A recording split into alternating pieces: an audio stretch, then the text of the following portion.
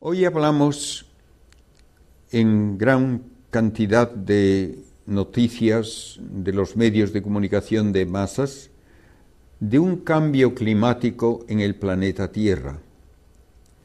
Creo que es interesante que nos demos cuenta de que la Tierra es habitable por una serie de condiciones de su atmósfera, de los océanos, de su temperatura, de todo cuanto ocurre incluso en el plan geológico, la actividad de los volcanes, lo que nos viene del espacio, cuerpos que chocan con la Tierra, rayos cósmicos, radiaciones diversas. Todo esto influye en que la Tierra sea habitable a largo plazo.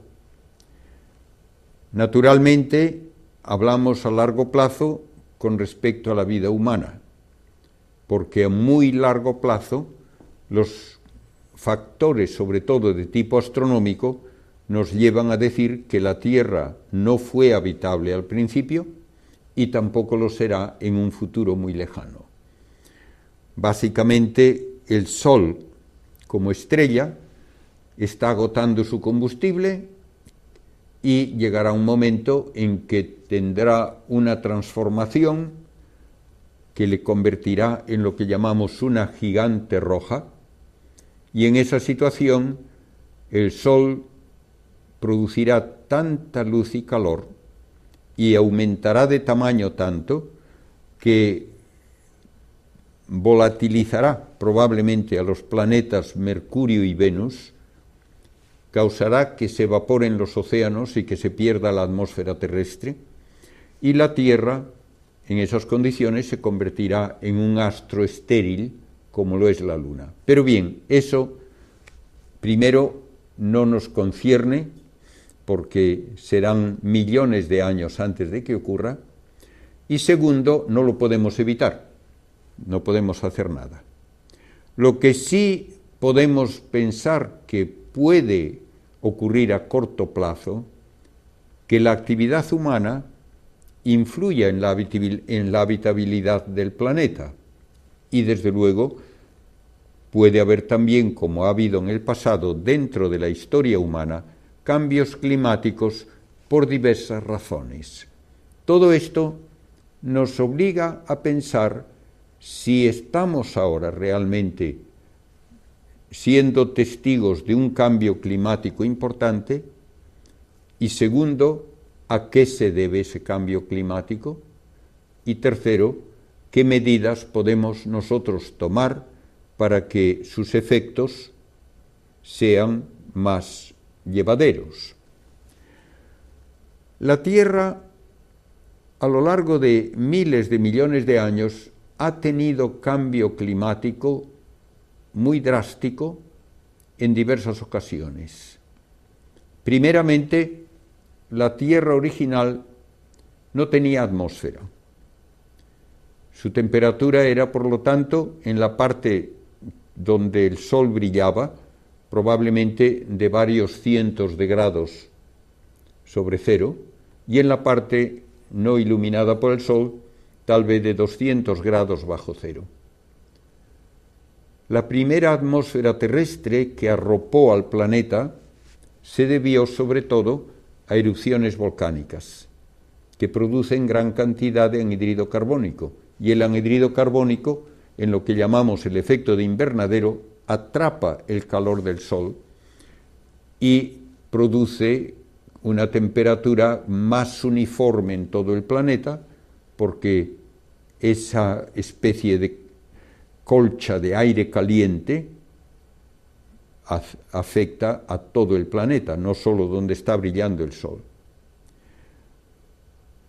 La Tierra original tampoco tenía agua, y recibió el agua sobre todo por la caída de miles y millones de núcleos de cometas. El agua tiene también este efecto de invernadero. En realidad, en el momento actual, se calcula que más del 60% del efecto de invernadero que hace habitable a la Tierra se debe al vapor de agua. El anhídrido carbónico, el metano, otros gases contribuyen mucho menos. A lo largo de muchos millones de años ha ido disminuyendo la cantidad de anhídrido carbónico en la atmósfera. Por otra parte, ha ido aumentando la cantidad de oxígeno y también probablemente la cantidad de vapor de agua. El resultado es que desde hace miles de años la atmósfera terrestre ha mantenido una temperatura bastante uniforme durante todo el planeta, con unas variaciones de pocos grados. Pero una variación de pocos grados ya puede ser suficiente para que se dé una época glacial. Se ha calculado que bastaría un cambio de 2 grados o 3 para que hubiese una época glacial si disminuye la temperatura en esa cantidad, o para producir, por el contrario, una época, podríamos decir, tropical, si aumenta la temperatura. ¿Cómo podemos saber cuáles eran las temperaturas en la antigüedad? Una de las maneras de hacerlo, la más obvia, es estudiando fósiles. ¿Qué tipo de plantas ocurrían en un momento determinado en una zona determinada de la Tierra? Otra manera que puede incluso aplicarse donde no hay fósiles de plantas es el estudio de las proporciones de dos tipos de oxígeno, dos isótopos de oxígeno. El oxígeno normal tiene 16 partículas en el núcleo, pero hay un oxígeno pesado que tiene 18. La proporción entre esas dos formas de oxígeno depende de la temperatura cuando se forma, por ejemplo, el caparazón, la cáscara de una almeja o un coral. Con todos estos métodos y también con el estudio de muestras de hielo que se extraen hasta de kilómetros de profundidad en la Antártida y en Groenlandia, sobre todo, se puede reconstruir la historia de los cambios climáticos en la Tierra. Y tenemos que aceptar que ha habido en varias ocasiones periodos glaciares, incluso en épocas en que había mucho anhídrido carbónico en la atmósfera. De modo que no es sencillamente el cambio climático algo que se atribuye automáticamente a la cantidad de anhídrido carbónico. Ha habido otros factores y todavía no los sabemos en detalle. Hoy hablamos mucho de este cambio climático, sobre todo en cuanto pensamos que la actividad humana, sobre todo la industria que produce gran cantidad de anhídrido carbónico, como es la industria que utiliza el carbón y el petróleo para producir energía, que eso va a llevar a que se fundan todos los glaciares, las capas de hielo que hay, sobre todo en Groenlandia y en la Antártida, que esto va a cambiar el nivel de los océanos y que todo ello nos obliga a tener ya una responsabilidad mucho mayor para no continuar contaminando la atmósfera con los productos de estas centrales de carbón o con el uso del automóvil que quema los combustibles fósiles. El calor de la Tierra lo recibe del Sol y esto es la fuente principal de todos los factores que afectan el clima. Se absorbe la energía del Sol más que nada en las zonas tropicales y el agua caliente lleva ese calor luego, por ejemplo, en la corriente del Golfo, hacia Europa, por la costa de Groenlandia, a las Islas Británicas y luego hacia España, y corrientes frías también distribuyen esa agua fría de los océanos en las zonas polares por todo el Pacífico. Y ahí se dan de vez en cuando variaciones como el que llaman el Niño y la Niña, que causan cambios de gran intensidad, sobre todo en la costa oeste de Sudamérica. Todo esto se ve influido a lo largo de muchos millones de años por la disposición de los continentes. Naturalmente, si estaban antes unidos Sudamérica y África, no podía haber esas corrientes que hoy hay. Y los cambios climáticos de épocas pasadas, en gran parte, parecen atribuibles a estas corrientes oceánicas. Hay también actividad volcánica, y la actividad volcánica puede contaminar la atmósfera. Y naturalmente, si hay gran cantidad de anhídrido carbónico y de polvo de los volcanes, pueden darse fenómenos que todavía no podemos especificar en detalle, porque si aumenta la temperatura, aumenta la evaporación de los océanos. Hay entonces más anhídrido carbónico porque lo sueltan los océanos, y hay también más agua. Y todo esto atrapa más calor. Pero por otra parte, el aumento de humedad en la atmósfera hace que haya más nubes, y las nubes reflejan la luz y el calor del sol. Es muy difícil estar completamente en lo cierto cuando se calcula el efecto de cada uno de estos factores. Los ciclones, que a veces se dice han de aumentar en intensidad y en frecuencia si aumenta la temperatura de la Tierra, reciben su energía de la diferencia de temperatura entre zonas tropicales y zonas más polares. Cuanto mayor sea esa diferencia de temperatura, más fuertes y más frecuentes serán los ciclones. Sin embargo, cuando hablamos del cambio climático tal como lo hemos ido observando, parece que lleva a que aumente la temperatura en las partes polares, pero apenas aumenta en el ecuador, con lo cual las diferencias de temperatura serán menores y por lo tanto debe haber menos ciclones y de menor intensidad. Los ciclones y otras formas de cambios atmosféricos pueden llevar a inundaciones enormes con grandes cantidades de lluvia que de vez en cuando nos mencionan en las noticias, por ejemplo, que ha ocurrido en países del sur de Asia, en Bangladesh, en Vietnam, en todas esas zonas, han tenido gran cantidad de inundaciones por lluvias torrenciales. Otros lugares, en cambio, de la Tierra pueden quedar áridos, y el Sáhara, hace unos miles de años, tenía vida abundante, vida humana.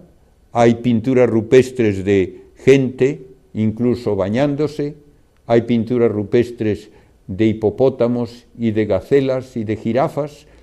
El Sáhara era perfectamente habitable. Luego, mucho antes de que la industria humana interviniese, vino un periodo de sequía, de calentamiento, y hoy el Sáhara es el prototipo de un lugar árido, sin vegetación, sin agua. Las sequías locales se darán y se han dado a lo largo del tiempo, y es muy difícil explicar concretamente por qué ocurren. De un lugar a otro hay, por lo tanto, estas variaciones, desde inundaciones a sequías, y la actividad humana puede tener que ver con ellas, en eso estamos de acuerdo. Pero vean que ha habido períodos glaciales en que la mayor parte de lo que hoy es zona templada en Europa era una zona cubierta de hielo. Había muy poca zona templada. Había muy poca zona de lo que llamamos mediterránea, que es el clima típico de estas naciones como España, que están a esa latitud alrededor del Mediterráneo. Ha cambiado poco, hasta cierto punto, la distribución de vegetación y de temperaturas cerca del Ecuador, pero ha cambiado mucho más en las zonas cercanas a los polos, tal como les dije hace un momento. Las últimas glaciaciones de hace 250.000 años llegaron a cubrir la mayor parte de las islas británicas y la mayor parte de la zona norte de Europa, todos los países escandinavos, pero gran parte también de Alemania y Países Bajos. Hace 20.000 años tenemos una glaciación menor, pero todavía importante, y naturalmente estaba helado también el mar Báltico entre Escandinavia y Alemania y Rusia. Todo esto ha ocurrido en diversas ocasiones y ha habido también efectos que todavía se ven en Norteamérica, que estuvo prácticamente cubierta por una capa de hielo que dejó toda la zona central de Estados Unidos reducida a una llanura por la erosión que causaban los glaciares. Quedan los grandes lagos todavía, donde hubo esos glaciares hace ya miles de años. Y con la congelación del hielo del agua del mar y otra vez con la fusión de esos hielos, cambió frecuentemente también el mapa, aumentando el nivel de los océanos en unas ocasiones, disminuyendo en otras y cambiando todas las corrientes que distribuyen el calor precisamente por el movimiento de las aguas de los océanos. Hace aproximadamente 10.000 años antes de Cristo, teníamos el océano a un nivel casi 40 metros menos del que tenemos hoy. Todo ello ha dado lugar a que poco a poco, al retirarse los glaciares, al fundirse el hielo, vaya aumentando el nivel de los océanos y hace 5.000 años ya el nivel de los océanos era no 40 metros menos que el de ahora, sino solo 10 metros menos que el de ahora.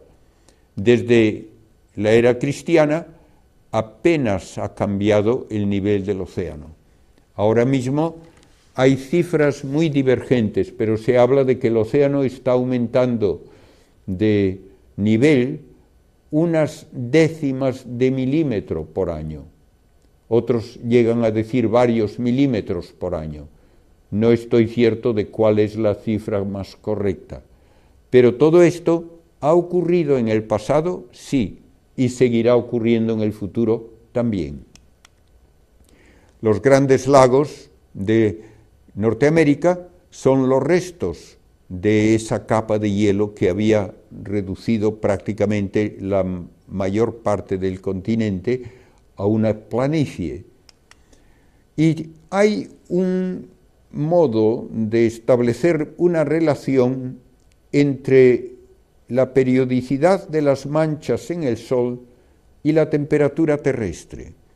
El Sol tiene ciclos de manchas en que comienza a haber alguna mancha suelta, más bien lejos del ecuador, y según aumenta el ciclo, progresa el ciclo, empieza a haber cada vez más manchas más cerca del ecuador, hasta que finalmente se reduce otra vez la abundancia de manchas cerca de los polos, quedan algunas cerca del ecuador y finalmente el Sol está casi sin manchas. Hubo un periodo de unos 70 años en la alta Edad Media y después ya en el Renacimiento y periodos posteriores, en que no hubo manchas en el Sol casi durante un siglo.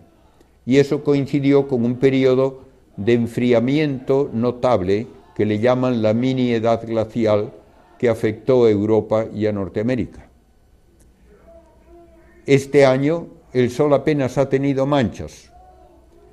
No es todavía una indicación de que empiece a darse un fenómeno comparable, pero es interesante que el Sol lleva un año casi totalmente sin manchas.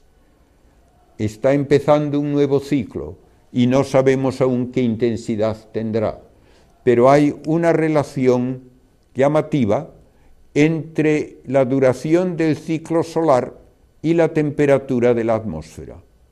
La temperatura puede cambiar alrededor de medio grado en sincronización con los ciclos de las manchas solares. Desde 1700 al año 2000 se ve claramente que hay una correlación y no sabemos a qué se debe. Porque el que el Sol tenga manchas parece que debe afectar muy poquito el nivel de energía que produce.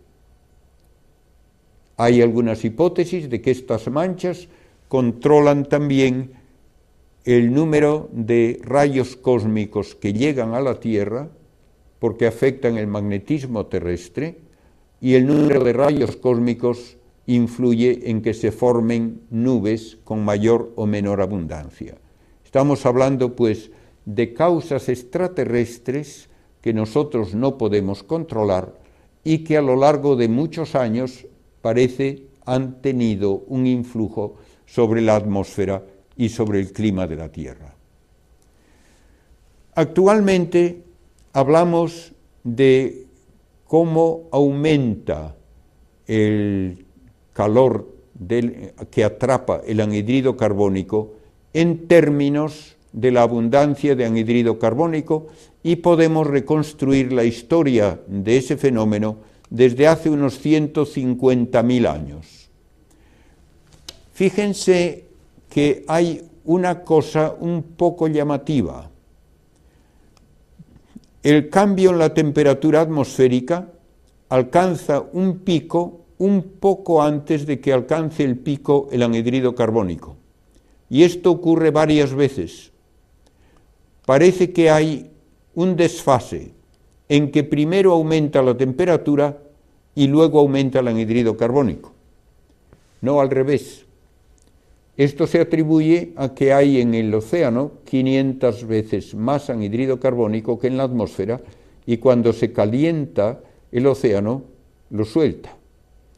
Pero claro, si hay este efecto, primero tenemos que preguntarnos por qué se calienta primero el océano, y esto ha ocurrido desde hace 150.000 años, por lo tanto tiene que ser por causas que tienen poco que ver con la actividad humana. Ahora la actividad humana puede ser que influya, y los datos que tenemos indican que desde el año 1898, digamos en números redondos, desde el año 1900 hasta el presente, la temperatura media de la Tierra ha aumentado en 6 décimas de grado, con un margen de error de 2 o 3 décimas. El aumento ha sido casi exclusivamente entre 1900 y 1940. Por tanto, antes de que hubiese la enorme proliferación de automóviles y de industria que caracteriza la segunda mitad del siglo XX.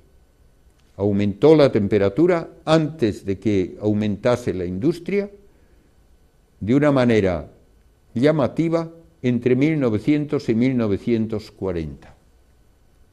Desde 1940 hasta 1975 hubo un periodo de enfriamiento. Yo tengo un libro publicado por la Academia de las Ciencias en Estados Unidos, publicado el año 1977, en que hay artículos que proponen la hipótesis plausible de que estamos a punto de comenzar una nueva época glacial. O sea que hace 30 años se pensaba que íbamos hacia una nueva época glacial, porque la Tierra se estaba enfriando. A partir de 1975 hasta el año 2000 volvió a haber un poco de calentamiento del orden de 2 o 3 décimas de grado. Y desde el año 2000 hasta hoy no ha habido un cambio apreciable. De modo que tenemos que juzgar críticamente afirmaciones como que los últimos años son los más calientes en la historia del planeta. Eso no es verdad. Entre otras cifras que se pueden mencionar, desde el año 800 al año 1300, la temperatura en Europa y en Norteamérica, que es donde tenemos mejores datos, fue de unos 3 a 5 grados superior a la que hay hoy. No es verdad que estamos en la época más caliente de la historia humana. En aquella época, que se llama el óptimo medieval, se cultivaba y se recogía gran cantidad de vino en Inglaterra. Se cultivaban granadas y aceitunas en Alemania. Y cuando los vikingos fueron a Groenlandia, le llamaron Greenland, que significa tierra verde. Estaba cubierta de pastos, pudieron hacer asentamientos allí durante varios siglos, llegaron a tener incluso sus iglesias y una diócesis, y luego vino una época de enfriamiento, la mini edad glacial de los siglos XVII, XVIII y XIX, en que el hielo destruyó esos asentamientos y no sabemos a qué se debió ese fenómeno. De modo que ha habido épocas de calor, una alrededor de la época de Cristo, del enflorecimiento máximo del Imperio Romano, luego una época de frío, que algunos historiadores creen es responsable en parte de las invasiones de los bárbaros del norte, que buscaban terrenos más cultivables y más fértiles en las zonas templadas. Luego tenemos el óptimo medieval, 5 siglos de temperatura superior a la de ahora. A continuación, la mini edad glacial de los siglos XVII y XVIII, que dura casi hasta el XX, calentamiento de 1900 a 1940, enfriamiento de 1940 a 1975, un poco de calentamiento luego hasta el año 2000. Como ven, no es fácil el establecer una explicación coherente de todos estos cambios y mucho menos todavía de qué efecto tiene el ser humano con su actividad en todos ellos. El hombre contribuye a que cambien las características de la tierra y contribuye desde el momento en que empieza la agricultura, porque el hombre naturalmente premia el cultivo de plantas útiles para su alimentación o para el ganado, y esto causa que se destruyan otras plantas que terminan siendo consideradas inútiles o nocivas.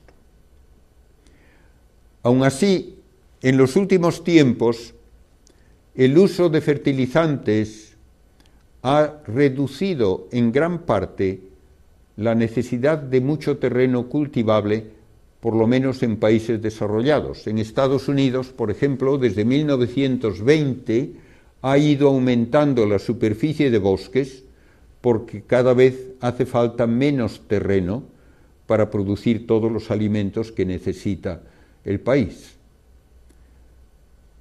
Estados Unidos produce gran cantidad de emisiones de anhídrido carbónico porque es un país fuertemente industrializado, pero tiene ya tantos bosques que solamente los bosques de la zona oriental de los Apalaches en Estados Unidos consumen más anhídrido carbónico que todo lo que produce el país.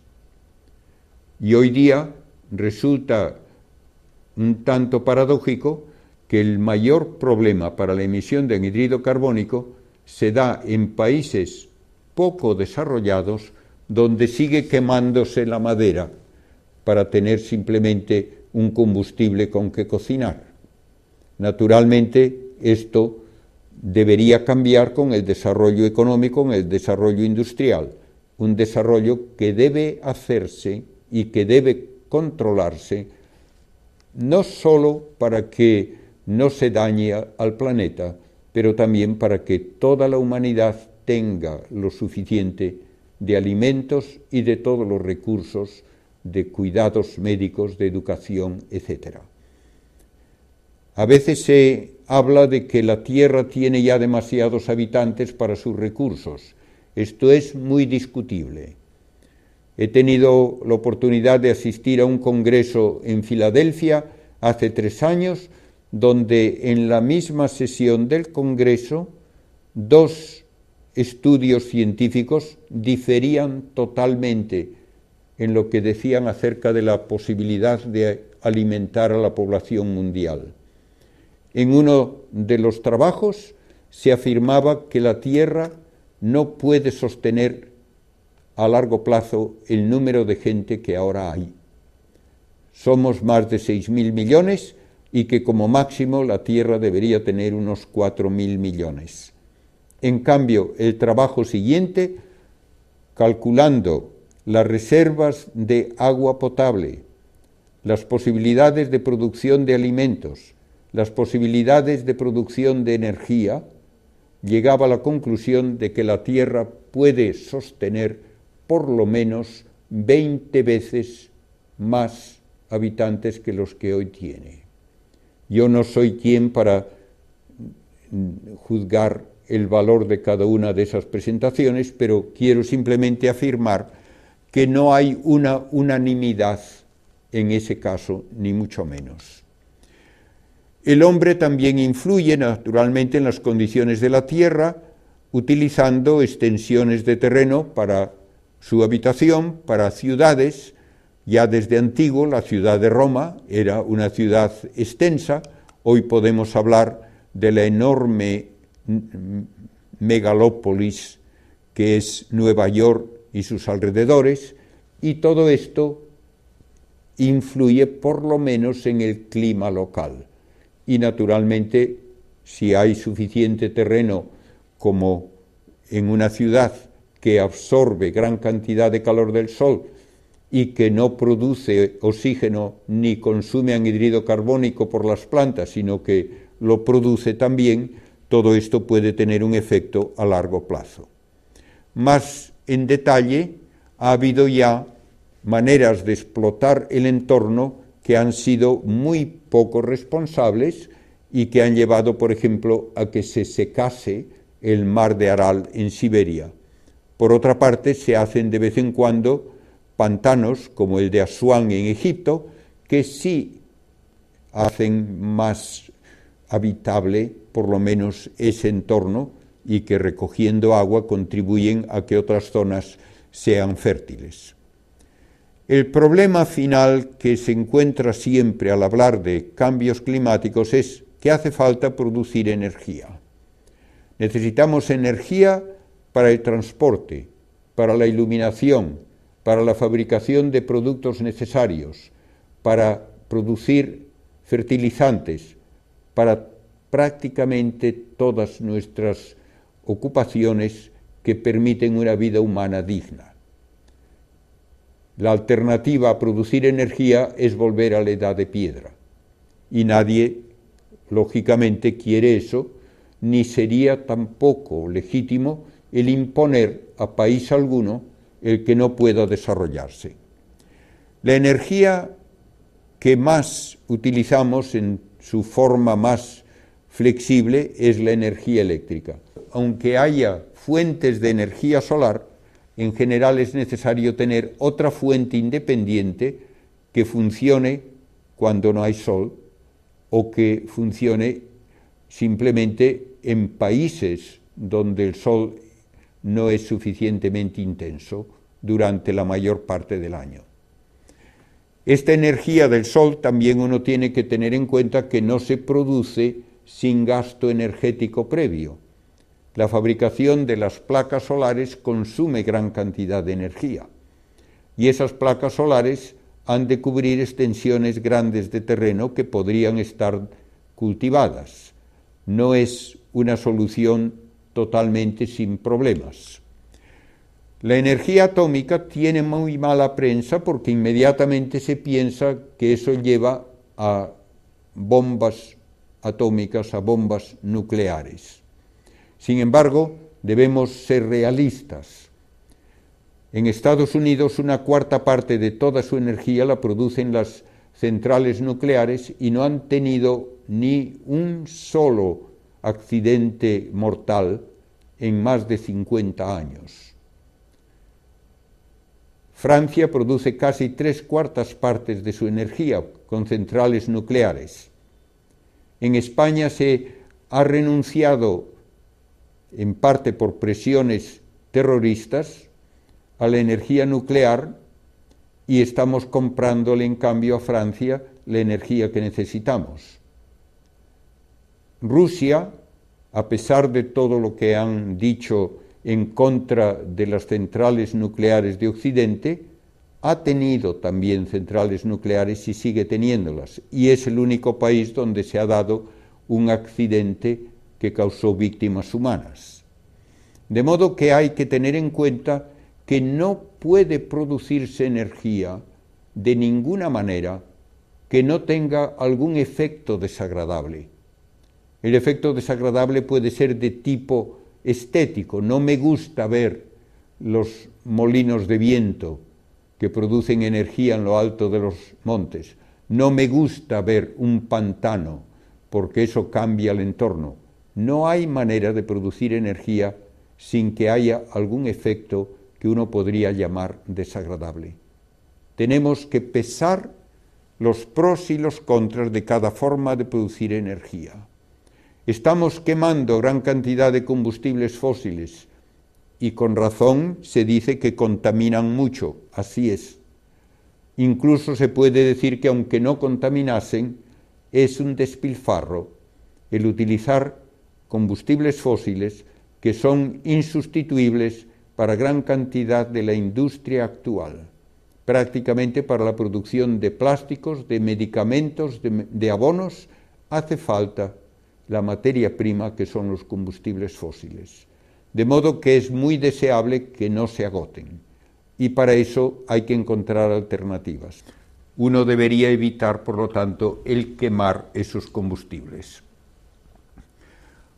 Hay otras causas de cambio climático que ya he mencionado, pero que no podemos controlar, como por ejemplo erupciones volcánicas. Se han dado casos como el de la erupción del Krakatoa en las islas de la Sonda en Indonesia, donde durante la erupción se emitieron a la atmósfera tantos miles o millones de toneladas de polvo y de gas que afectó incluso a las puestas del sol en Europa durante varios años.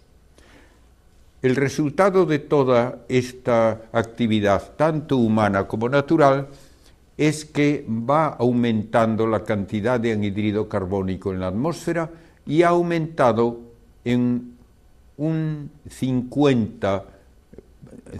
50 partes por millón desde 1958 al año 2000. Todo esto puede naturalmente influir también en el crecimiento de las plantas. Cuando hay más anhídrido carbónico, las plantas pueden crecer más rápidamente y el resultado total es muy difícil de evaluar, de saber qué es lo que más favorece o daña al entorno de la Tierra.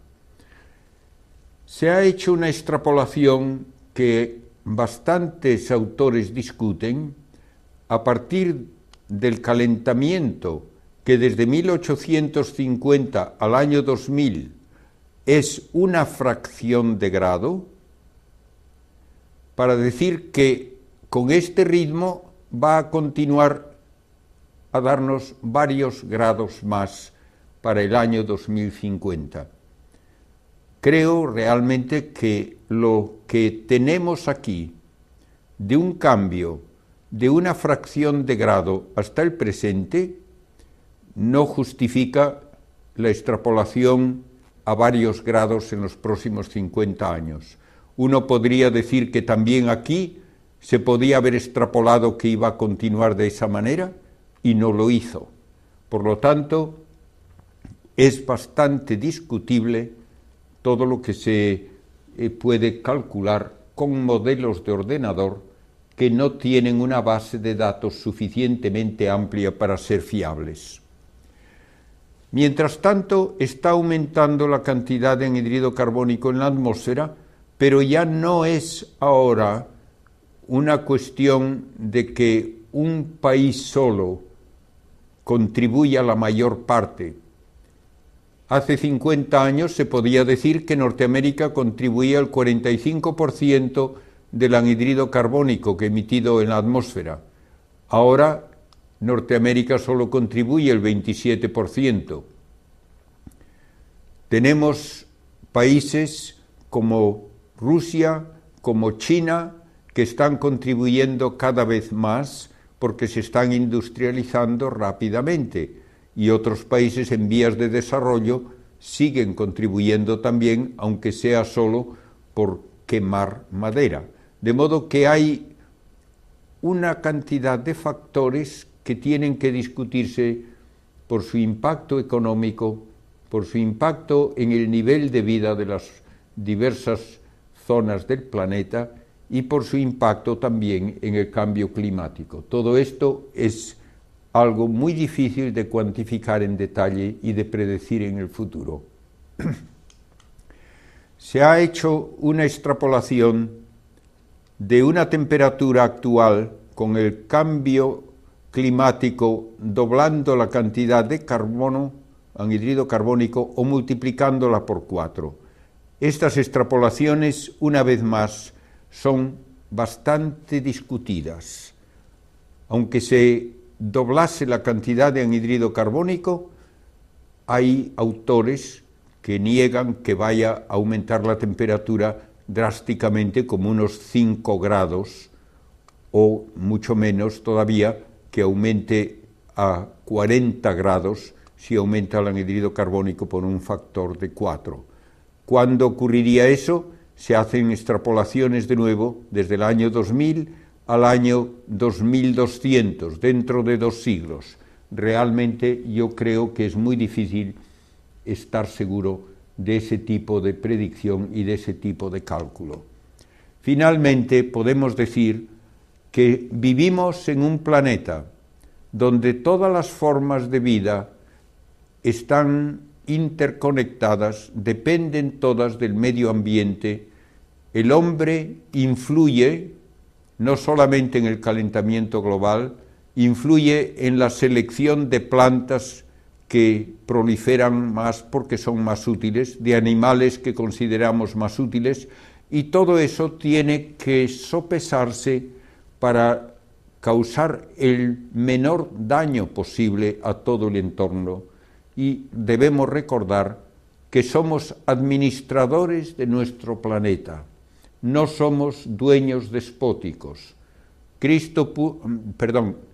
En el Génesis Dios puso al hombre en el jardín de Edén para que lo cuidase, y Cristo nos dice que lo que hacemos a otros se lo hacemos a Él. Por tanto, que el privar a la gente de una vida digna en algún lugar del planeta, ya sea ahora o en el futuro, para generaciones futuras, eso no es nunca una alternativa aceptable cuando hablamos de que hay que cuidar el entorno. El entorno solo se justifica como creación de Dios para el bien de la humanidad. Las montañas no tienen derechos ni deberes. Tampoco las plantas tienen derechos o deberes. Esa casa común que la ciencia nos dice se ha preparado en toda la evolución del universo, en la evolución de nuestro planeta, y que tenemos que legar también a nuestros descendientes como la joya del sistema solar. Muchas gracias por su atención a todos.